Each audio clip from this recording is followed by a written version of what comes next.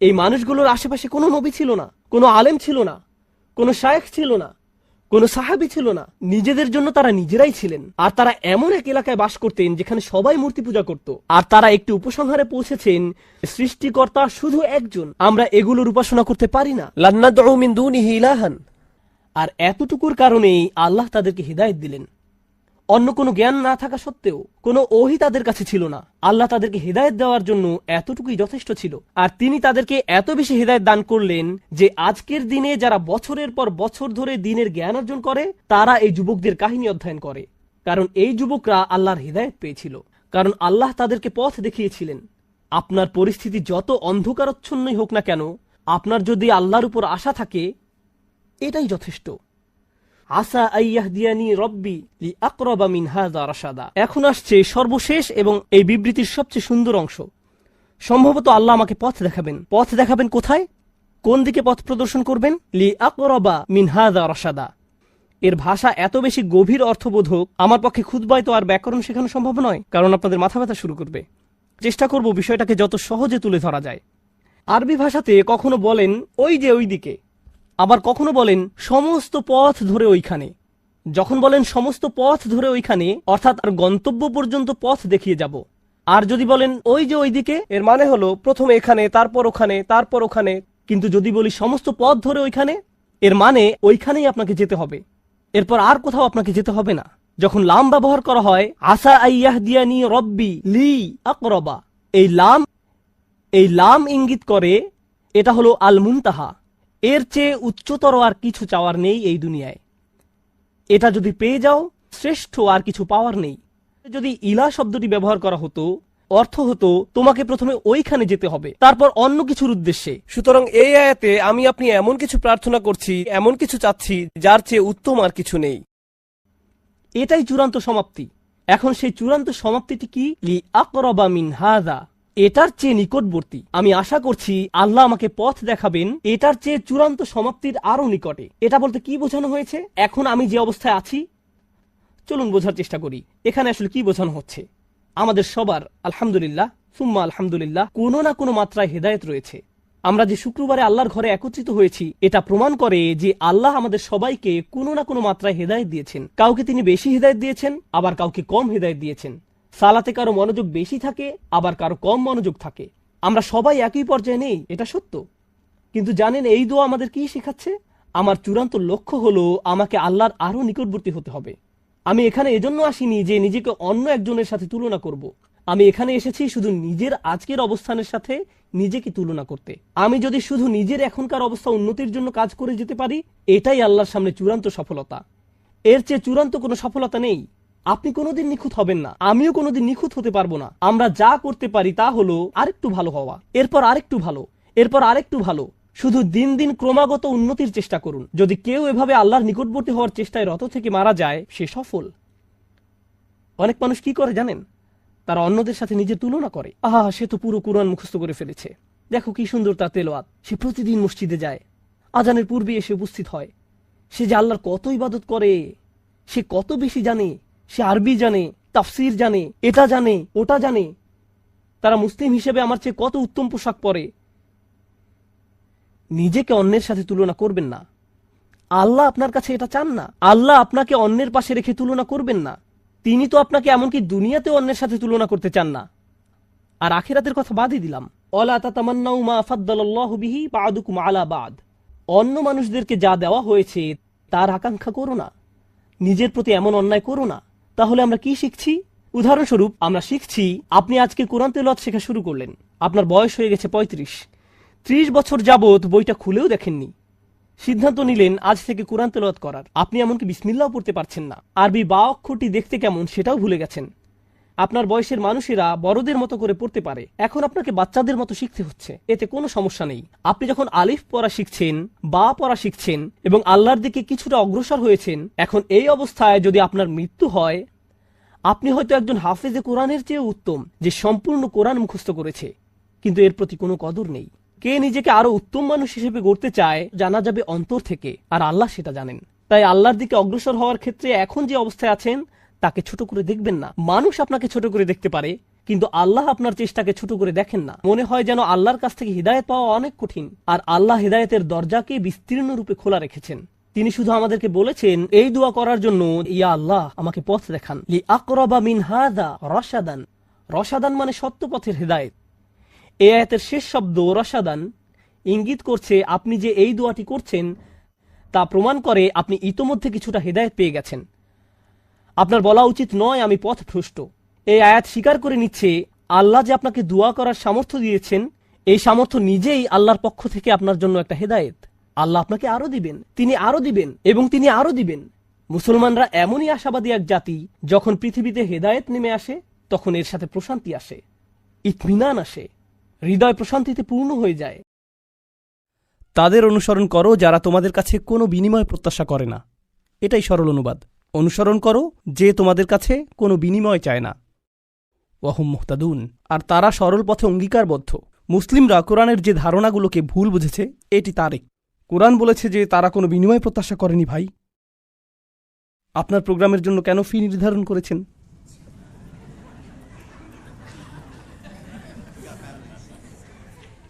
না না, এটা জানার বিষয়। কোরআন আরও বলছে ইয়াশতারুনা বিআয়াতিল্লাহি সামানান কলিলান, তারা আল্লাহর আয়াত বিক্রি করে সামান্য মূল্যের জন্য। নিজের জন্য আপনার লজ্জিত হওয়া উচিত। আল্লাহর আয়াত বিক্রি করা গোটা কোরআনের সবচেয়ে ভুল বোঝা ধারণাগুলোর একটি। বিষয়টা খুলে বলছি। রসুল সাল্লাল্লাহু আলাইহি সাল্লাম মুসাব ইবনে উমাইরকে মদিনায় প্রেরণ করেছিলেন। জানেন আপনারা, মুসাব ইবনে উমাইর ছিলেন অত্যন্ত প্রতিভাবান তরুণ, যাকে মদিনায় প্রেরণ করা হয়েছিল কোরআন শিক্ষা দেওয়ার জন্য। তিনি ছিলেন অত্যন্ত ধনী পরিবারের সন্তান, কিন্তু তার পরিবার তাকে ত্যায্য করেছিল। এরপর তার পরিধানের বস্ত্রও ছিল না। বদরের যুদ্ধে তিনি শহীদ হলেন। কাফনের কাপড় দিয়ে যখন তার পা আবৃত করা হলো, মাথা উন্মুক্ত হয়ে গেল। আবার যখন মাথা আবৃত করার চেষ্টা করা হলো, পা উন্মুক্ত হয়ে গেল। রসুল সাল্লাল্লাহু আলাইহি সাল্লাম তাকে মদিনায় প্রেরণ করলেন কি শিক্ষা দেওয়ার জন্য? কোরআন। সকালের নাস্তার জন্য তিনি কি খাবেন? সূরা বাকারা। দুপুরে কি খাবেন? রাতে কি খাবেন? রাসূল সাল্লাল্লাহু আলাইহি সাল্লাম তার জন্য বেতনের ব্যবস্থা করেছিলেন, যাতে তিনি তার কাজ করতে পারেন। কোরআন শিক্ষাদানের জন্য তাকে অর্থ প্রদান করা হয়েছিল। তারা আল্লাহর আয়াতকে বিক্রি করে, এই কথার অর্থ কি জানেন? এর মানে কি? এর মানে হলো আয়াতগুলোর নির্দিষ্ট অর্থ রয়েছে, কিন্তু মানুষ তা শুনতে চায় না। তো আপনি অর্থ পরিবর্তন করে দিলেন, আর মানুষ যা শুনতে চায় আপনি তাই বললেন, যার ফলে তারা আপনার প্রতি রাগান্বিত হবে না। আপনি মানুষকে এমন জবাব প্রদান করেন যা শুনে তারা ভালো বোধ করবে, আর তারা যা শুনতে ভালো বোধ করবে না সেগুলো আপনি এড়িয়ে গেলেন। এভাবেই তারা আপনাকে পছন্দ করতে থাকে, আর আপনি নিজের জনপ্রিয়তা ধরে রাখেন। এটাই সামান্য মূল্যে আয়াত বিক্রি করা। সামান্য মূল্য বলতে এখানে মানুষের সন্তুষ্টিকে বোঝানো হচ্ছে। বুঝতে পারছেন? এখানে আয়াতটি হলো তার অনুসরণ করো যে তোমাদের কাছে কোনো বিনিময় চায় না। এমন কাউকে অনুসরণ করো যে তোমার কাছে কোনো বিনিময় চায় না। আসুন এটা বুঝি। এটা সকল নবীদের একটা মূলনীতি। প্রত্যেক নবী এমন জাতির মাঝে এসেছেন যেখানে গুরুতর কোনো সমস্যা ছিল, আর যখন একটি জাতির গুরুতর কোনো সমস্যা থাকে, মূলত একটি জাতির ভারসাম্যপূর্ণ থাকা চাই। কিন্তু যখন তারা কোনো অপরাধ সংঘটিত করে, তখন তারা ভারসাম্য হারাতে থাকে, আর ভারসাম্যহীনতা খারাপ হতেই থাকে, হতেই থাকে, হতেই থাকে। এটা এমন অবস্থায় পৌঁছে যখন গোটা জাতিটা ভেঙে ছিন্ন ভিন্ন হওয়ার উপক্রম হয়। আর রাসূলের কাজ হলো তাদেরকে সেই ভারসাম্যহীনতা থেকে টেনে তোলা এবং আবারও সঠিক অবস্থানে নিয়ে আসা। বুঝতে পারছেন? কিন্তু যখন একটি ভারসাম্যহীনতা জনপ্রিয় হয়ে যায়, সকলে এটা করতে থাকে, সকলেই এতে অভ্যস্ত হয়ে যায়, আর এটা উদযাপনের বিষয়ে পরিণত হয়, এটাই ফ্যাশনে পরিণত হয়, তখন এটার বিরুদ্ধে বলা কি সহজ? না। উদাহরণস্বরূপ এখনকার সময়ে সমকামিতার বিরুদ্ধে বলাটা বেশ কঠিন হয়ে গিয়েছে, তাই না? লূত আলাইহিস সালাম কি এমন সময়ে বসবাস করেছেন যখন এটা জনপ্রিয় ছিল? হ্যাঁ। তাকে কি এর বিরুদ্ধে কথা বলতে হয়েছিল? হ্যাঁ। তিনি কি এর জন্য বিরোধিতার সম্মুখীন হয়েছিলেন? হ্যাঁ। বিষয়টা কোরআনে আসার পেছনে কারণ রয়েছে। আপনি যদি এর বিরুদ্ধে বলেন, মানুষ আপনার দিকে তেড়ে আসবে। লূত আলাইহিস সালামের কথা কোরআনে এজন্যই এসেছে। যখন আপনি এমন বিষয় নিয়ে কথা বলেন যাতে গোটা সমাজ আচ্ছন্ন থাকে, তারা এই বিষয়টির প্রশংসা করে, আর আপনি এর বিরুদ্ধে কথা বলেন, তখন তারা আপনার দিকে তেড়ে আসবে। এখন যদি আপনি অর্থ উপার্জন অব্যাহত রাখতে চান, অথবা যদি আপনি সেই সমাজে বসবাস অব্যাহত রাখতে চান, আপনি যদি নিরাপদ অবস্থানে থাকতে চান, তখন আপনি কোন বিষয়গুলো এড়িয়ে যাবেন? সেই বিষয়গুলো যা নিয়ে তারা আচ্ছন্ন। আপনি অন্য কোনো বিষয় নিয়ে কথা বলবেন। লূত আলাইহিস সালাম শুধু পিতামাতার প্রতি সৎ ব্যবহার নিয়ে কথা বলতে পারতেন। তিনি শুধু কথা বলতে পারতেন প্রতিবেশীর সাথে উত্তম আচরণ নিয়ে। তিনি শুধু নামাজ নিয়ে কথা বলতে পারতেন। যৌন পাপের বিষয়গুলো তিনি এড়িয়ে যেতে পারতেন, কারণ এগুলো ছিল অতি বিতর্কিত, তাই না? তিনি যদি এটা করতেন তাহলে কি তিনি ঝামেলায় পড়তেন? না। কোনো ঝামেলা হতো না। আর প্রসঙ্গক্রমে তিনি কিন্তু এখনো ভালো কাজ নিয়েই কথা বলছেন। পিতামাতার প্রতি সদাচরণ একটি ভালো কাজ, নামাজ পড়া একটি ভালো কাজ, দানশীলতা একটি ভালো কাজ। তো কেন তাকে এমন বিষয়বস্তু বেছে নিতে হলো যা তাকে ঝামেলায় ফেলবে? আসলে এটাই একজন রাসূলের কাজ। তাঁরা এসেছেন এই বিষয়গুলো নিয়ে কথা বলার জন্য, যা নিয়ে অন্য কেউ বলার সাহস করবে না। আর আল্লাহর পক্ষ থেকে তারা রায় দিবেন। ওয়াল কুরআনিল হাকিম, তারা আল্লাহর পক্ষ থেকে রায় দিবেন।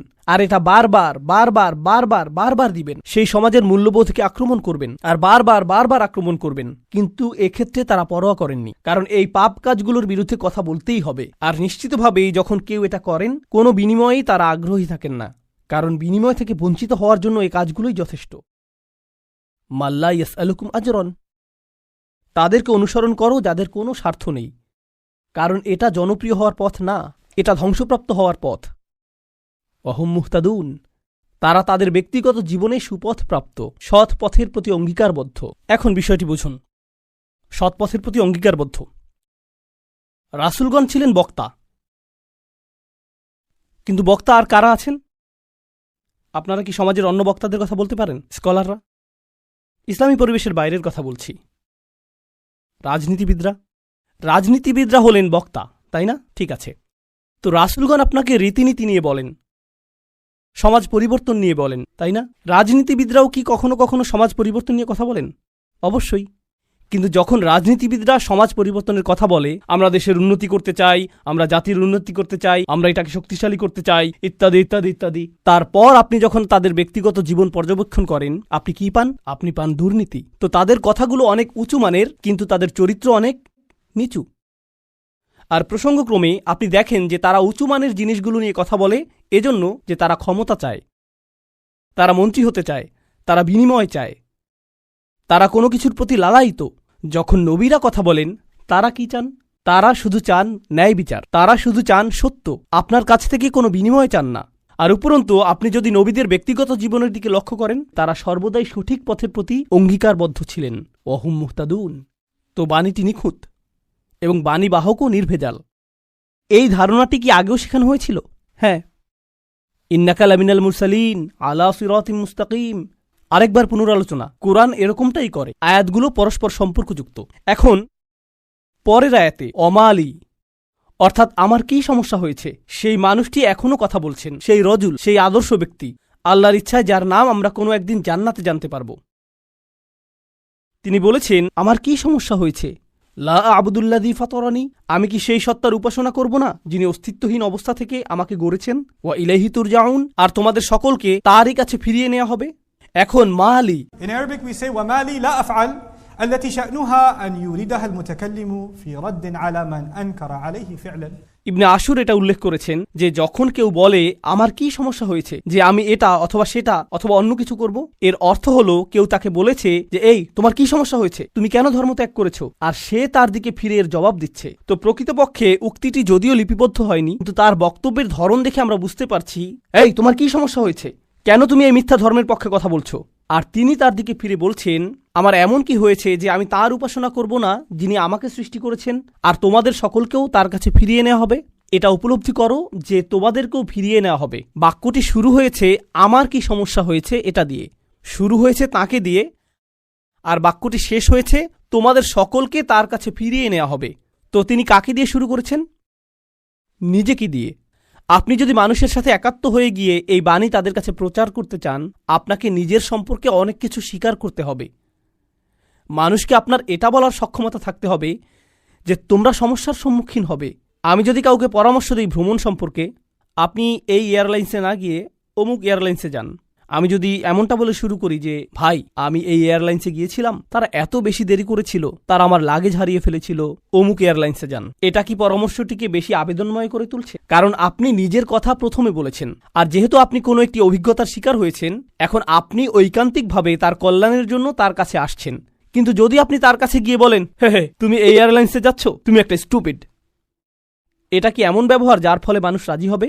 না, বরং এটা অপমানজনক। তিনি নিজের সম্পর্কে বলছেন, কারণ তিনি চান না যে তারা তাকে ঘৃণা করুক। তিনি ঘৃণার উদ্রেককারী কোনো কথা বলতে চান না, তিনি একপাশে কোনো কথা বলতে চান না, তিনি শুধু তার নিজের সম্পর্কে কথা বলতে চান। দেখো আমার দিক থেকে এটা হবে বড় ধরনের অপরাধ, দেখো আমার দিক থেকে এটা হবে বড় ধরনের অপরাধ যদি আমি তাকে উপেক্ষা করি যিনি আমাকে সৃষ্টি করেছেন। তোমরা সকলেও তার কাছে ফিরে যাচ্ছ। এটা কথা বলার খুবই ভালোবাসাপূর্ণ উপায়, যেটা তিনি ইতিমধ্যে শুরু করেছেন ইয়া কওমি বলার মাধ্যমে। এজন্যই তিনি তার জাতির প্রতি ভালোবাসার টানে ছুটে এসেছিলেন। তো তিনি বললেন, ওমা লিয়া লা আ'বুদুল্লাযী ফাতারানি ওয়া ইলাইহি তুরজাউন আত্তাখিযু মিন দুনিহি আলিহা। আমার কি তাকে ছাড়া অন্য কাউকে উপাস্য মানা উচিত? ইউরিদনির রহমানু বিদুররিন, যদি আর রহমান বা অবিশ্বাস্য রকম দয়ালু সত্তা সিদ্ধান্ত নেন যে কোনো ক্ষতি নেমে আসবে, লা তুগনি আন্নি শাফাআতুহুম শাইআ, অন্য সকল মিথ্যা উপাস্য মিলে আমাকে মুক্ত করতে সক্ষম হবে না। তাদের সকলের মিনতি, তাদের সকলের মধ্যস্থতা, তাদের এই অনুরোধ যে হে আল্লাহ তাকে ছেড়ে দিন, সে আমার উপাসনা করত, এগুলোর কোনোটাই কাজে আসবে না। লা ইউনকিযুন, তারা আমাকে রক্ষা করতে পারবে না। যদি আল্লাহ আমার প্রতি অসন্তুষ্ট হন, এই সব প্রতিমা আমাকে পরিত্রাণ দিতে পারবে না, এই সব পৌরাণিক উপাস্যগুলো আমাকে রক্ষা করতে পারবে না। কেন আমি অন্য কারো কাছে যাব? জানেন তিনি এখানে কি করছেন? তিনি তাদের ধর্মের সমালোচনা করেছেন, তাই না? কারণ তারা অন্য উপাস্যে বিশ্বাস করে। কিন্তু এভাবে না বলে যে তোমাদের কি সমস্যা, কেন তোমরা এই সকল উপাস্যে বিশ্বাস করছো, তারা তোমাদের রক্ষা করতে পারবে না, এর পরিবর্তে তিনি বললেন, কিভাবে আমি এই সকল উপাস্যে বিশ্বাস করতে পারি? তারা আমাকে সাহায্য করতে পারবে না। কাকে? আমাকে। আমি শুধু আমার নিজেকে নিয়ে চিন্তিত। আত্তাখিযু মিন দুনিহি আলিহা ইন ইউরিদনির রহমান, যদি আর রহমান আমার উপর কোনো ক্ষতি নামানোর সিদ্ধান্ত নেন। প্রথমত তিনি আমি সর্বনামটি ব্যবহার করেছেন, কারণ এখন তিনি তাদের মূর্তিগুলো নিয়ে কথা বলবেন। আপনি অন্য মানুষের ধর্ম নিয়ে কথা বলতে পারেন যতক্ষণ এটা আপনার সাথে প্রাসঙ্গিক হয়। কেন এটা আপনার কাছে যুক্তিসঙ্গত মনে হয় না? তাদের সম্পর্কে না, বরং আপনার সম্পর্কে। এই জিনিসটা আমার কাছে যুক্তিসঙ্গত মনে হয় না, এই জিনিসটা আমার সাথে যায় না, এটা আমি আমার নিজের জন্য সঙ্গতিপূর্ণ মনে করি না। কেন আপনি এভাবে কথা বলবেন? কারণ আপনি এটাকে আত্ম অহংকারের প্রতিযোগিতায় পরিণত করতে চান না। এখানে দ্বিতীয় বিষয়টি হল আর রহমান, যদি আর রহমান অকল্যাণ দেওয়ার সিদ্ধান্ত নেন, তারা আমাকে রক্ষা করতে পারবে না। দাঁড়ান, আর রহমান শব্দটির অর্থ কি? যিনি অকল্যাণ দেন। এর অর্থ কি? আর রহমান অর্থ যিনি দয়ালু, যিনি যত্ন করেন, যিনি ভালোবাসা প্রদর্শন করেন। তো কেন তিনি বলছেন যে আর রহমান যদি কোনো অকল্যাণ করতে চান? আর রহমান শব্দটি এবং ক্ষতি শব্দটি একে অপরের সাথে যায় না, তাই না? তারা একসাথে যায় না। জানেন তিনি তাদেরকে কি বলেছেন? তোমরা আর রহমানকে নিয়ে এর আগে উপহাস করেছ। তোমরা বলেছ মা আনজালার রহমান মিন শাই, আর রহমান কোনো কিছু প্রেরণ করেননি। তারা ইতিমধ্যেই এই নামটি ব্যবহার করেছে। তার নাম অবিশ্বাস্য রকম ক্ষমাশীল এবং অত্যাধিক ক্ষমাশীল, কিন্তু এর অর্থ এই নয় যে তার অকল্যাণ সাধন করার ক্ষমতা নেই। আপনি তার নাম থেকে সুযোগ নিতে পারবেন না, আর ভাবতে পারবেন না যে কোনো কিছুই হবে না।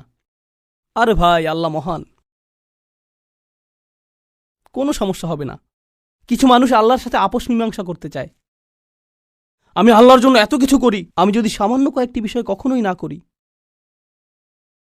এতে কোনোই সমস্যা নেই। আল্লাহর এটা বোঝা উচিত। আসলেই তার বোঝা উচিত। এমনভাবে কথা বলছেন যে তিনি এটা বুঝেন না।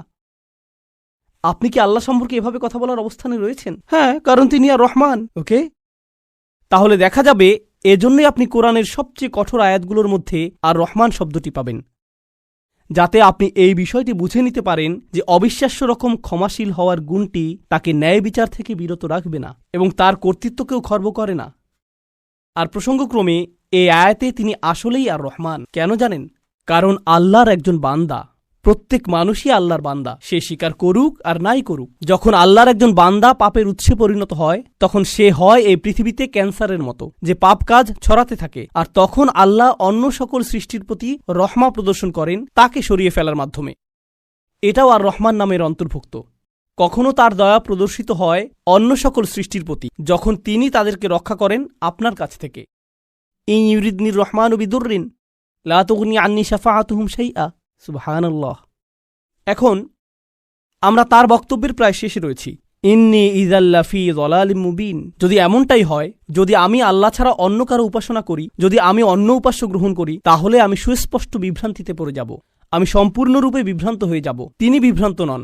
তিনি বলছেন তোমরা সবাই বিভ্রান্ত, কিন্তু তিনি তাদেরকে আঘাত করতে চাইছেন না।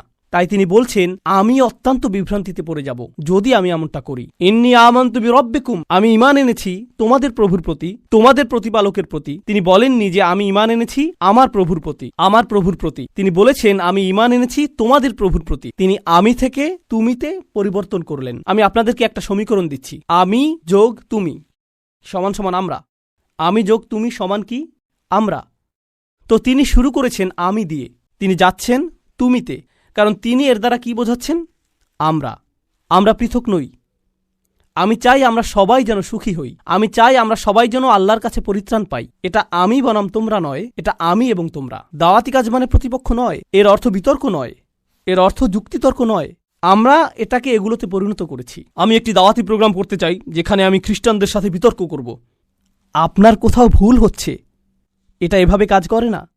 এর জন্য একটা নির্ধারিত অবস্থান রয়েছে, তবে এটাকে দাওয়াতি কাজ বলে না, এটাকে বলে জিদাল। এর জন্য কোরআনের ভিন্ন শব্দ রয়েছে, আর সেটা হলো সর্বশেষ পন্থা। আমরা শুরুতেই এটা করব না, কখনোই করব না। তো এখন তিনি বলছেন ইন্নী আমানতু বিরব্বিকুম, আমি তোমাদের সকলের প্রভুর প্রতি ঈমান এনেছি, তোমাদের সকলের প্রভুর প্রতি ঈমান এনেছি। ফাসমাউন, আমার কথা শোনো, আমার কথা শোনো। তিনজন রাসূল কথা বলেছেন, আর তিনি বলছেন আমার কথা শোনো, আমি যা বলছি তা শুধু শোনো। কখনো কখনো আমি শিক্ষক হিসাবে এই বিষয়টা খেয়াল করি। আমি আরবি শেখাই অথবা চেষ্টা করি। ধরুন ছাত্ররা সামনে বসে শিখছে, আর তখন একজন সহকারী আসলো, শিক্ষকের সহকারী একজন আসলো, আর ছাত্রদের কাঁধে হাত রেখে বলল মনোযোগ দিয়ে পড়ো। আমি কিন্তু মনোযোগ দিতে বলিনি।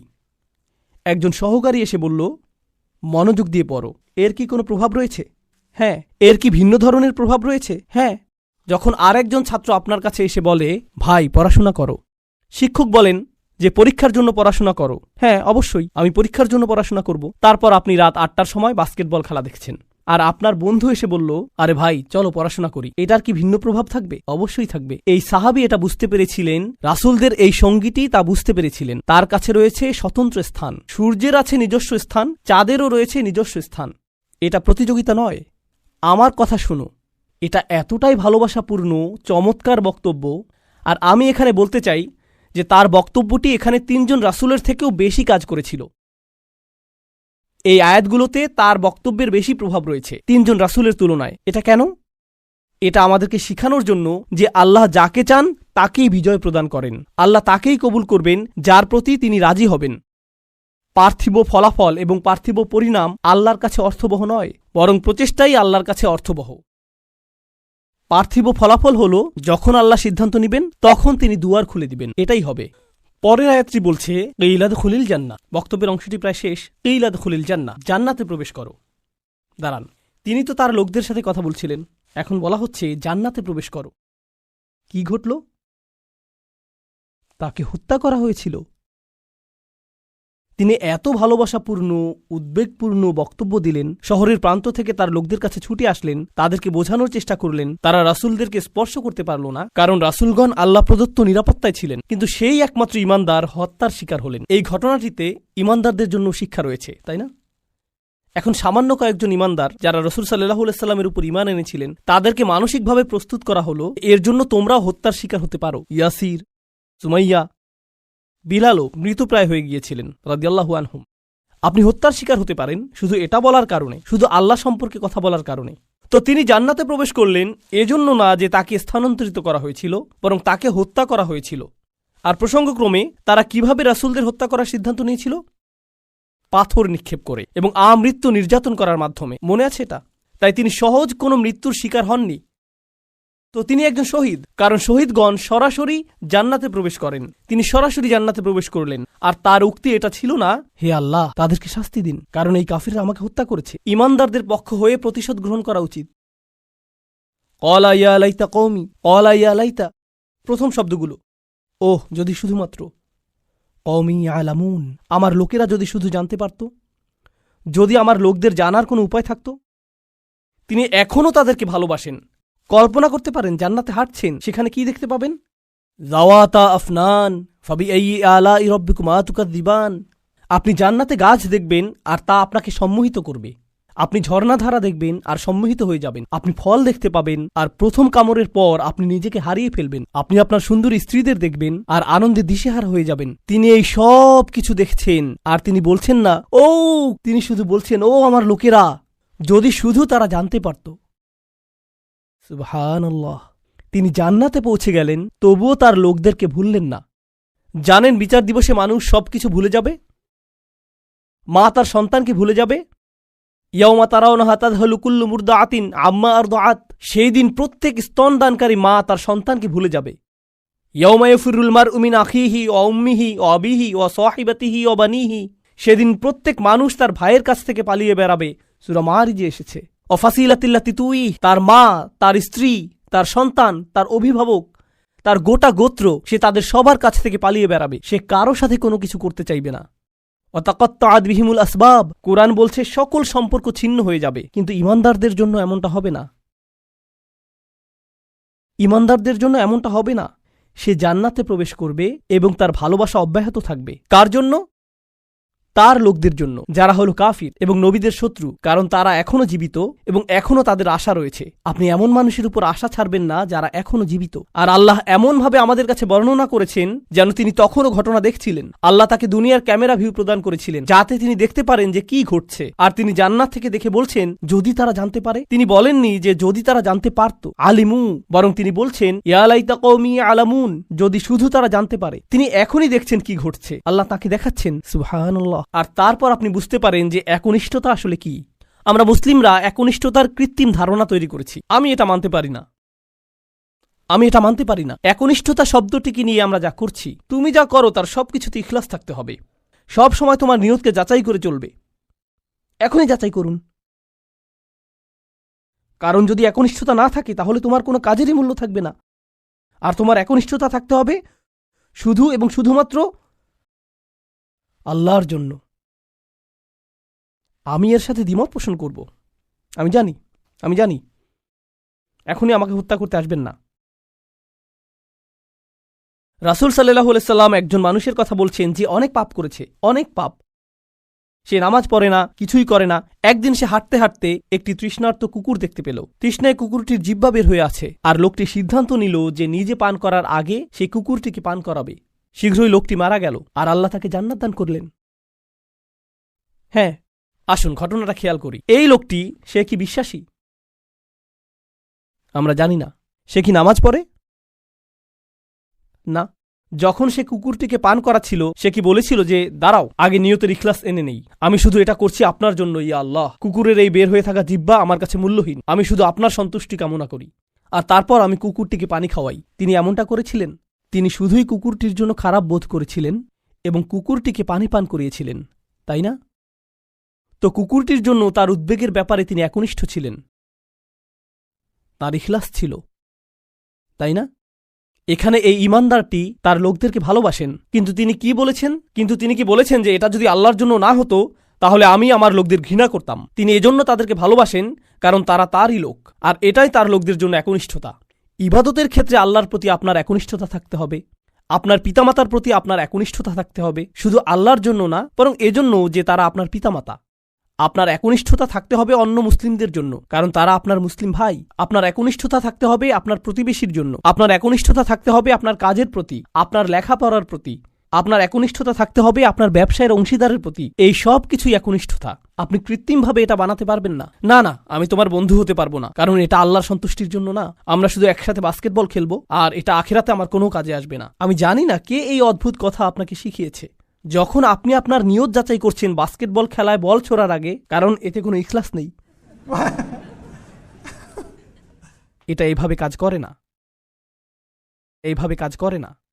আমাদের নিয়তের পরিচ্ছন্নতা থাকতে হবে, এটা নিশ্চিত। আমাদের নিয়তকে পুনরায় যাচাই করতে হবে, এটা নিশ্চিত। একনিষ্ঠতার গণ্ডি আল্লাহর প্রতি একনিষ্ঠতার চেয়েও অনেক বেশি। এই একনিষ্ঠতা তার সকল সৃষ্টির প্রতিও প্রযোজ্য। মানুষের প্রতি আপনার নিয়ত পরিচ্ছন্ন থাকতে হবে, কৃত্রিমভাবে নয়। তো এই ছিল তার নিজের লোকদের প্রতি ভালোবাসা, এমনকি জান্নাতে যাওয়ার পরও। এখানে আল্লাহ আসলে বর্ণনা করছেন যে মানুষের প্রতি ভালোবাসা হলো জান্নাতি মানুষের গুণ। আমি আবারও বলছি, নিজের লোকদের প্রতি ভালোবাসা হলো জান্নাতি মানুষের গুণ। তো যখন আপনি এমন মুসলিম দেখেন যারা সব সময় মানুষের প্রতি রাগান্বিত, তারা সবসময় অন্য মুসলিমদের প্রতি রাগান্বিত, তারা নিজেদের পরিবারের প্রতি রাগান্বিত, তারা সবচেয়ে বেশি রাগান্বিত অমুসলিমদের প্রতি। তারা রাগান্বিত, রাগান্বিত এবং রাগান্বিত। এটা জান্নাতি মানুষের গুণ না। ইয়া লাইতা কওমি ইয়ালামুন। এখন তিনি এই বক্তব্যটি দিলেন তার লোকদের প্রতি। আমরা এমনকি তার নামও জানি না, আর তার কথাগুলো কিয়ামত পর্যন্ত পাঠ করা হবে। এখন আপনার এবং আমার কথোপকথনগুলোর কথা ভাবুন। আমরা কথা বলি আইফোন নিয়ে, আমরা কথা বলি গাড়ি নিয়ে, আমরা কথা বলি খেলাধুলা নিয়ে। এই কথাগুলো কোথায় যাবে? এই কথাগুলো কি চিরদিন থেকে যাবে? না। এগুলো কি পৃথিবীতে কোনো কল্যাণ নিয়ে আসবে? না। জানেন এই সম্পর্কে ভাবতে গিয়ে আমি কি উপলব্ধি করছি? আল্লাহর কাছে কথা হলো অমূল্য রত্ন। লোকটি কোনো নবী নন, তবুও তার কথা কোরআনে সংরক্ষিত হয়ে আছে। আল্লাহ কি অন্য জিনিসও সংরক্ষিত রাখেন? অকুল্লা শাইইন আহসাইনাহু ফি ইমামিম মুবিন। আল্লাহ বলছেন যে আমি সবকিছুই সংরক্ষণ করে রাখি। তিনি সবকিছুই সংরক্ষণ করে রাখেন। তো কোন জিনিসটি আপনি সংরক্ষণ করে রাখতে চান? ভালো কিছু, কোনো একনিষ্ঠ পরামর্শ? আপনাকে কি ব্যাপক জ্ঞানের অধিকারী হতে হবে ভালো কিছু বলার আগে? এই মানুষটির কি ভালো কথা বলার আগে অনেক অনেক ডিগ্রির প্রয়োজন হয়েছিল? বিষয়টি জটিল নয়, শুধু ভালো মানুষ হন। লক্ষ্য করুন কেমন চমৎকারভাবে কোরআন সন্নিবেশিত। যখন তিনি জান্নাতে গেলেন আর তিনি বললেন যদি আমার লোকেরা জানতে পারে, পরের আয়াতে তিনি বলছেন বিমা গফর আলী রব্বি ও যা আলানি মিনাল মুকরমিন, সেই ক্ষমা যা আমার প্রভু আমাকে প্রদান করেছেন আর আমাকে তাদের অন্তর্ভুক্ত করেছেন যাদেরকে সম্মানিত করা হয়েছে। তিনি জান্নাতের দুটি জিনিসের কথা বলছেন, ক্ষমা এবং সম্মান। সূরার শুরুতে এসেছে ফাবাশশিরহু বিমাগফিরাতিন ওয়া আজরিন কারীম। সূরার শুরুতে আল্লাহ বলছেন কোন এক স্থানের সেই একাকী ঈমানদারদেরকে অভিনন্দন প্রদান করো যে সে পাবে ক্ষমা এবং সম্মানসূচক প্রতিদান। মনে আছে সেটা? ক্ষমা এবং সম্মানসূচক প্রতিদান। এখন সূরার মাঝখানে এই মানুষটি জান্নাতে পৌঁছে গেলেন এবং বললেন ইয়া আল্লাহ, আপনি আমাকে ক্ষমা প্রদান করেছেন এবং সম্মানিতদের অন্তর্ভুক্ত করেছেন। পুনরালোচনা, নিখুঁত পুনরালোচনা, এটাকে বলা হয় কুরআনের ইহকাম ওয়াল কুরআনিল হাকিম। এই আয়াতগুলো নিয়ে শেষে একটি বিষয় আমি আসলেই ভালোবাসি, তা হলো যখন তিনি তার লোকদের সাথে কথা বলছিলেন তিনি বললেন ইন্নী আমানতু বিরব্বিকুম, আমি ঈমান এনেছি তোমাদের প্রভুর প্রতি, আমি ঈমান এনেছি তোমাদের প্রভুর প্রতি। কিন্তু যখন তিনি জান্নাতে প্রবেশ করলেন তিনি বললেন বিমা গফর লি রব্বি, আমার প্রভু। একই মানুষের কথা। এখন তিনি বলছেন আমার প্রভু। যখন তিনি জান্নাত দেখলেন, যখন তিনি জান্নাতে প্রবেশ করলেন, যখন তিনি ক্ষমা লাভ করলেন, যখন তিনি আল্লাহ প্রদত্ত সম্মানের অধিকারী হলেন। প্রসঙ্গক্রমে কারো দ্বারা সম্মানিত হওয়ার অর্থ কি? কিভাবে আপনি কারো দ্বারা সম্মানিত হতে পারেন বলতে পারেন আমাকে? স্বীকৃতি পাওয়া। হ্যাঁ, কারো স্বীকৃতি পাওয়া। কেউ আপনাকে অভিবাদন জানালো, কেউ আপনার সাথে কর্মর্দন করতে আসলেন, এটা দ্বারা তিনি আপনাকে সম্মানিত করলেন, তাই না? আমি এখনই বলে দিচ্ছি সামনের আয়াতগুলোতে এটা আসবে। সেখানে আল্লাহ বলছেন সালামুন কওলাম মির রব্বির রহিম, এই সূরাতেই। আরো পরে আল্লাহ বলছেন তিনি তোমাদেরকে বলবেন সালাম। তো শুরুতে তিনি বলছেন আমি তোমাদেরকে প্রদান করব সম্মানিত প্রতিদান, সম্মানিত প্রতিদান, সম্মানিত প্রতিদান। সেই সম্মানিত প্রতিদানটি কি? কতটা সম্মানিত এটা হতে পারে? আমি কি একটা মেডেল পাবো? কোনো সার্টিফিকেট দেয়া হবে পরীক্ষায় পাশ করার পর যেমনটা দেয়া হয়? কি সার্টিফিকেট আপনি পাবেন? আপনি পাবেন সালাম, আল্লাহর পক্ষ থেকে। এটাই আপনি পাবেন। তো যখন তিনি তা পেলেন তিনি ভুলে গেলেন যে এই প্রভু অন্য কারো প্রভু, তিনি শুধু তারই প্রভু। আমার প্রভু আমাকে ক্ষমা প্রদান করেছেন, আমার প্রভু আমাকে সম্মানিতদের অন্তর্ভুক্ত করেছেন, তিনি আমার প্রভু এবং শুধুই আমার প্রভু। সুবহানাল্লাহ! একজন ঈমানদারের কি চমৎকার চিত্র এটা। এখন এটা ঘটেছে জান্নাতে, কিন্তু মূল ঘটনাটা চলমান থাকার কথা কোথায়? এই পৃথিবীতে। কি ঘটেছিল এখানে? এখন আল্লাহ যা করবেন তা অত্যন্ত কঠোর। মনোযোগ দিয়ে শুনুন, কারণ এটা মুসলিমদের আরেকটা ভুল ধারণা। এ কারণে এই সূরাটি আমি বেছে নিয়েছি। যখনই আমি কোনো সূরা বেছে নেই আমি উপলব্ধি করি যে আল্লাহ আমাদের সমসাময়িক এত এত সমস্যার জবাব দিয়েছেন, এটা অবিশ্বাস্য। যদি মুসলিমরা কোথাও আক্রমণ করে অথবা কোনো কিছু বিস্ফোরণে উড়িয়ে দেয় আর অন্য মুসলিমরাও এতে মারা যায়, তাহলে তারা তো জান্নাতেই প্রবেশ করবে, এতে কোনো সমস্যা নেই। আমি এই যুক্তি শুনেছি। এই পরিস্থিতির শিকার হয়ে যদি মুসলিমরা অথবা নিরীহ মানুষ মারা পড়ে, আল্লাহ তো জানেনই তিনি তাদেরকে জান্নাতে পাঠিয়ে দিবেন। তাই এখানে কোনো ক্ষতি হয়নি, কারণ জান্নাত দুনিয়ার চেয়ে উত্তম। আমি জানি না যে আপনি এই ধরনের বিকারগ্রস্ত কথা শুনেছেন কিনা, কিন্তু আমি এটা অনেকবার শুনেছি। এখন আমি আপনাদেরকে এই বিষয়ে কিছু কথা বলবো। আল্লাহ কি এই মানুষটিকে জান্নাত প্রদান করেছেন? হ্যাঁ, কিন্তু আল্লাহ তাকে জান্নাত প্রদান করার অর্থ এটা না যে আল্লাহ সেই লোকদের প্রতি রাগান্বিত নন যারা তাকে হত্যা করেছিল। ঘটনাটির ধারাবাহিকতা পৃথিবীতে চলতে লাগলো। যখন তিনি জান্নাতে মনোরম সময় উপভোগ করছিলেন, আল্লাহ তার হত্যার প্রতিশোধ গ্রহণ করেছেন। ওমা আনজালনা আলা কওমিহি মিন বাদিহি মিন জুনদিম মিনাস সামাই ওমা কুন্না মুনজিলিন। আমরা আকাশ থেকে কোনো সেনাবাহিনী প্রেরণ করব না এই লোকদের জন্য। এই নগণ্য কুরাইশরা তারা মনে করেছে যে অনেক বড় কিছু হয়ে গিয়েছে। এই পৃথিবীতে তারা তুচ্ছ, গুরুত্বহীন। অর্থনীতিতে, রাজনীতিতে, জ্ঞানে, বিজ্ঞানে এই লোকদের ধ্বংস করার জন্য বিশেষ কোনো প্রস্তুতির প্রয়োজন নেই। আকাশ থেকে আমার কোনো সেনাবাহিনী প্রেরণের প্রয়োজন নেই। সেনাবাহিনীর কথা উল্লেখ করার কারণ হলো, যখন আপনি কুরাইশদেরকে সতর্কবাণী প্রদান করেন যে আমি তোমাদেরকে সতর্ক করছি, তারা বলবে কোন সেনাবাহিনী? আর যখন রসুলগণ তাদেরকে সতর্ক করলেন, তারা বলছে তোমাদের সাথে কোনো সেনাবাহিনী রয়েছে। এই হুমকি কোথা থেকে আসছে? শুধু তোমরা আর নগণ্য কিছু ইমানদার? আর আল্লাহ বলছেন তাদেরকে ফেরেশতার সেনাবাহিনী প্রদর্শন করার আমার প্রয়োজন নেই। তারা বলবে, ওকে, যদি ফেরেশতা দিয়ে তৈরি সেনাবাহিনী থাকে তোমার কাছে, যারা তোমার কাছে ওহী নিয়ে আসে, যদি সেই ফেরেশতা গোটা আকাশ জুড়ে থাকে, ওয়ালাকাদ রাআহু বিল উফুকিল মুবিন, তিনি জিবরিল আলাইহিস সালামকে গোটা আকাশ জুড়ে থাকার অবস্থায় দেখেছেন, তাহলে কেন তুমি জিবরিলকে কিছু ক্ষমতা প্রদর্শন করতে বলছো না যাতে আমাদেরকে ধ্বংস করে দিতে পারে? হ্যাঁ, আর আল্লাহ বলছেন আমি তোমাদেরকে এর জবাব দিয়ে সম্মানিত করব না। তোমাদের মতো নগণ্য জীবকে ধ্বংস করার জন্য আমার ফেরেশতার প্রয়োজন নেই, তোমরা তারও যোগ্য না। আল্লাহ কি আগের জাতিগুলোকে ধ্বংস করার জন্য ফেরেশতা পাঠিয়েছিলেন? হ্যাঁ, তিনি পাঠিয়েছিলেন। আল্লাহ বলছেন কুরাইশরা এমনকি এরও যোগ্য না। এ কাজে ফেরেশতাদের সময় নষ্ট করার মতো যোগ্য কুরাইশরা না যে আল্লাহ কাউকে ডেকে বলবেন, হেই যাও এদেরকে ধ্বংস করো। না না না, সময় নষ্ট করো না। ইন কানাত ইল্লা সাইহাতান ওয়াহিদাতান, এটা একটা বিকট বিস্ফোরক শব্দ ছাড়া আর কিছুই ছিল না। প্রচণ্ড একটা শব্দ। আপনারা জানেন বিস্ফোরণ আসলেই প্রকাণ্ড শব্দ তৈরি করে। এটা ছিল শুধু সেই রকম একটা বিস্ফোরক। এটা ছিল সেই রকম একটা বিস্ফোরক শব্দ। ফাইদা হুম খামিদুন, আর তাদেরকে নিভিয়ে দেয়া হলো। তারা সম্পূর্ণরূপে নিভে গেল। সয়হা হলো তীব্র কোনো শব্দ। আর এই আয়াতটিতে চমৎকার সাহিত্যিক বৈপরীত্য ফুটে উঠেছে। কারণ যখন আপনি কোরআনের সুমধুর বাণী শুনতে অস্বীকৃতি জানান, আর যখন এই জাতিগুলো তাদের রাসূলদের চমৎকার কণ্ঠ শুনতে অস্বীকৃতি জানিয়েছিল, তখন একমাত্র যেই শব্দ তারা শোনার যোগ্য তা হলো বিস্ফোরণের শব্দ। আর তারপর আল্লাহ বলছেন ফাইদা হুম খামিদুন, এতে অসাধারণ একটা শব্দ। হুমুদ এবং হুমুদ দুইটি শব্দ রয়েছে আরবিতে। শীতকালে যখন রাতে আগুন জ্বালান আর এভাবে নিভান, এটাকে বলা হয় হুমুদ। আর আপনি যদি তা নিভান আর লালচে হলুদ বা কমলা রঙের সামান্য পরিমাণ কয়লা জ্বলন্ত থেকে যায়, তাকে বলা হয় হুমুদ। কিন্তু যখন আপনি একবারে তা নিভিয়ে ফেলেন, এটা সম্পূর্ণ নিভে যায়, একেবারে নিভে যায়, এমনকি সামান্য কয়লাও জ্বলন্ত থাকে না, এটা সম্পূর্ণ নিভে গেছে, এটাকে বলা হয় এমন আগুন যা হলো খামিদাহ। খামিদাহ ফাইদা হুম খামিদুন, তারা সম্পূর্ণ নিশ্চিহ্ন হয়ে গেল। এমন একজনও থাকবে না যে মৃত্যুর পূর্বে মাটিতে গড়াগড়ি দিতে থাকবে। তারা নিঃশেষ হয়ে যাবে, সবাই একসাথে, যেভাবে একটি আগুন নিভানো হয়। আর প্রসঙ্গক্রমে তাদের মৃত্যুকে আগুন নিভানোর সাথে তুলনা করার মাধ্যমে তাদেরকে তুলনা করা হয়েছে আগুনের সাথে। আর আপনি যদি তাদেরকে আগুনের সাথে তুলনা করেন, তাহলে এর অর্থ হল তারা বিপজ্জনক। আপনি যদি আগুনকে জ্বলতে দেন, আগুন কি হবে? ছড়িয়ে পড়বে। তাই অন্য সকল জাতির প্রতি রহমা এবং করুণাস্বরূপ আল্লাহ সিদ্ধান্ত নিলেন যে এই ক্যান্সার, এই আগুনকে নিভিয়ে ফেলতে হবে।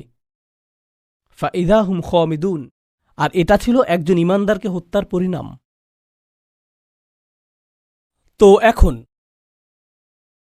দ্বিতীয় এই অনুচ্ছেদটির উপসংহারে এসেছে, ইয়া হাসরাতান আলাল ইবাদ মা ইয়াতিকুম মির রাসূলিন ইল্লা কানু বিহি ইস্তাহজিউন।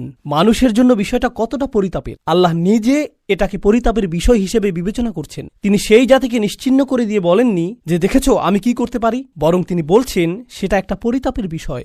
আরবিতে হাসরা বলতে বোঝায় It means هي شدة الندم والتألم والتحسر والحزن على ما مضى. এর দ্বারা আসলেই গভীর দুঃখ প্রকাশ বোঝায়। অতীতে ঘটে যাওয়া সবকিছুর জন্য আল্লাহ নিজে এটাকে পরিতাপের বিষয় বলেছেন। কেন তারা উপদেশ গ্রহণ করল না? আলাল ইবাদ, বান্দাদের জন্য কি সাংঘাতিক পরিতাপের বিষয়। তিনি তাদেরকে বান্দা বলছেন। কেন তিনি বান্দা বললেন? কেন তিনি বললেন না যে ইয়া হাসরাতান আলাল কুফার? কি পরিতাপের বিষয় কুফফারদের জন্য, অবিশ্বাসীদের জন্য। তিনি তাদেরকে বান্দা বললেন। জানেন কেন? কারণ মানব সত্তার গভীরে প্রত্যেক মানুষের সম্ভাবনা রয়েছে আল্লাহর বান্দা হওয়ার। এটা কতটা পরিতাপের বিষয়! এটা তোমার ভিতরেই ছিল। এটা অতিরিক্ত কোনো বিষয় নয় যা তোমাকে বাইরে থেকে আনতে হবে। আমি ইতিমধ্যেই তা তোমার ফিতরাতের মধ্যে দিয়ে দিয়েছি। কেন তুমি এটাকে চালু করলে না? তুমি নিজেই অন বাটন চাপতে পারতে। মা ইয়াতিহিম মির রাসূলিন, এমন কোন রাসূল তাদের কাছে আসেনি। ইল্লা কানু বিহি ইস্তাহজিউন, তারা শুধুই যা করেছে তা হলো তাদেরকে উপহাস। যখনই একজন রাসূল এসেছেন তারা তাকে নিয়ে উপহাস করেছে। এখন এই আয়াতে আল্লাহ বলেননি যে তারা রাসূলদের হত্যা করেছে অথবা তারা রাসূলদের হুমকি দিয়েছে। তিনি বলেছেন যে তারা রাসূলদের নিয়ে উপহাস করেছে। কিন্তু এর আগে আপনারা শিখেছেন তারা বলেছিল যে তারা রাসূলদের হুমকি দিবে, তারা তাদেরকে অভিশাপ হিসেবে গণ্য করবে। মনে আছে সেটা? কিন্তু এখানে যখন পরিতাপের বিষয়টি আসলো, তিনি বলছেন যে এই আযাবের সম্ভাবনার সূচনা হয়েছে তাদেরকে উপহাস থেকে। যখন একটি জাতি রাসূলদের নিয়ে উপহাস করা শুরু করে তখন থেকে তাদের ধ্বংসের সময় গণনার জন্য ঘড়ির কাঁটা চালু হয়ে যায়। তাদের ধ্বংসের প্রথম ধাপ হলো মূলত কার্টুনে যেরকম ডিনামাইট বোমার ছবি আঁকা থাকে, যেখানে বুঝতে পার, যখন তারা রাসূলদের নিয়ে উপহাস করে এটা শুরু হয়ে যায়। এটাই এখানে বলা হয়েছে, রাসূলদের নিয়ে উপহাস করবেন না, কারণ এর অর্থ আপনি নিশ্চিহ্ন হওয়ার জন্য রাস্তা ধরেছেন। এখন যখন আল্লাহ বলছেন কত রাসূল এসেছে কিন্তু তারা ঈমান আনেনি, তারা শুধু উপহাস করেছে। আপনি সূরাটির শুরুতে শিখেছেন ওয়াসাওয়াউন আলাইহিম আনযারতাহুম আম লাম তুনদিরহুম লা ইউমিনুন। ধারণাটি পুনরায় জোরদার হচ্ছে। কি পরিতাপের বিষয়! এত রাসূল এসেছেন কিন্তু মানুষ উপদেশ শুনে না। আলাম ইয়ারাউ কাম আহলাকনা ক্বাবলাহুম মিনাল কুরুন, তারা কি দেখেনি তাদের পূর্বে কত শহর আমরা ধ্বংস করে দিয়েছি, কত জাতি ইতিমধ্যে ধ্বংসপ্রাপ্ত হয়েছে? তারা কি তা দেখে না? তিনি কাকে উদ্দেশ্য করে বলছেন? তিনি রাসূল সাল্লাল্লাহু আলাইহি সাল্লামের সময়ের লোকদের উদ্দেশ্য করে বলছেন এবং বলছেন যে কেন তারা ইতিহাস পর্যবেক্ষণ করে না, কেন তারা দেখে না যে যা রয়েছে তাদের পেছনে। তারা কি দেখেনি? না, তারা দেখেনি, কারণ তাদের পেছনে একটি দেয়াল রয়েছে। তিনি বলেছেন আন্নাহুম ইলাইহিম লা ইয়ারজিউন, তারা তাদের কাছে ফিরে আসবে না। কিছু তাফসীরকারক এই আয়াতটিকে চমৎকারভাবে বিশ্লেষণ করেছেন। চমৎকার একটা বিশ্লেষণ এটা। তারা বলে যে তারা তাদের কাছে ফিরে আসবে না। অর্থ হলো সেই জাতিগুলো যেগুলো ধ্বংস হয়েছে, যেহেতু তারা সম্পূর্ণ নিশ্চিহ্ন হয়ে গিয়েছে আর কেউ রক্ষা পায়নি, তাদের কারোরই সন্তান অথবা বংশ টিকে থাকেনি, তো তোমাদের কেউ বলতে পারবে না যে তোমরা ফেরাউনের বংশধর অথবা লুতের জাতির বংশধর অথবা সালেহ বা শুআইবের জাতির বংশধর। যেহেতু সেই জাতিগুলো সম্পূর্ণ নিশ্চিহ্ন হয়ে গিয়েছিল, তোমরা তাদের কারো কাছে ফিরে যাও না। আপনারা জানেন মানুষ বলে থাকে যে আমার রক্ত রাসূল সাল্লাল্লাহু আলাইহি সাল্লামের বংশে ফিরে যায়। এর অর্থ এই না যে তারা তাদের কাছে ফিরে আসবে না, বরং তোমরা তাদের কাছে ফিরে যাও না, কারণ তাদের ভবিষ্যৎ প্রজন্ম এবং বংশ সম্পূর্ণরূপে নিশ্চিহ্ন হয়ে গিয়েছিল। আন্নাহুম ইলাইহিম লা ইয়ারজিউন। তো তোমরা যখন মনে করো যে তোমাদের ভবিষ্যৎ রয়েছে, তোমরা এত আত্মবিশ্বাসী কেন যে আসলেই তোমাদের ভবিষ্যৎ রয়েছে? আর প্রসঙ্গক্রমে যেহেতু তাদের নামও সম্পূর্ণ মুছে গেছে, হয়তো সেজন্যই আল্লাহ শহরটির নাম উল্লেখ করেননি। এজন্য যদি তিনি তার নাম উল্লেখ করতেনও কেউ তা চিনতেও পারত না, কারণ এর কোনো অস্তিত্ব এখন নেই। একটা নির্ধারিত সময়ে আল্লাহ তাদেরকে ইতিহাস থেকে মুছে দিয়েছেন। তাদের প্রত্যেক অনুসারী, গোটা জাতিটি বিলুপ্ত হয়ে গিয়েছিল, তাই তাদের নাম উল্লেখ করা অপ্রয়োজনীয়। এখন আল্লাহ বলছেন তারা বিলুপ্ত হয়ে গিয়েছে, যার অর্থ ইতিহাসে তারা বিস্মৃত হয়ে গিয়েছে। তারপর তিনি কুরাইশদের সম্পর্কে বলেছেন যে তোমরা নগণ্য একটা জাত, কিন্তু পরের আয়াতে তিনি এই সব কিছুকে একসাথে সংযুক্ত করেছেন। সম্পূর্ণ এই অনুচ্ছেদটি শেষে তিনি বলছেন ওয়া ইন কুল্লুল লাম্মা জামিউল লাদাইনা মুহদারুন, তারা তাদের কাছে ফিরে আসবে না। আর যখন তোমরা মারা যাবে নিজেদের সন্তানদের কাছেও তোমরা ফিরে আসবে না। তোমাদের প্রত্যেকেই, আমি বলে রাখছি যে তোমাদের সকলকে এবং অন্য সকল প্রজন্মের, অন্য সকল জাতির কাফেররা যারা তোমাদের মতো, তাদের সকলকে একত্রিত করা হবে। তবে তাদেরকে একত্রিত করা হবে আমারই সামনে হিসাব প্রদান করার জন্য। ওয়া ইন কুল্লুল লাম্মা জামিউল লাদাইনা মুহদারুন, এটা আসলে আগের আয়াতের সম্পূর্ণ বিপরীত। কিভাবে? শুধু এটুকু অনুধাবন করুন, এরপর আমরা বিরতি নেব।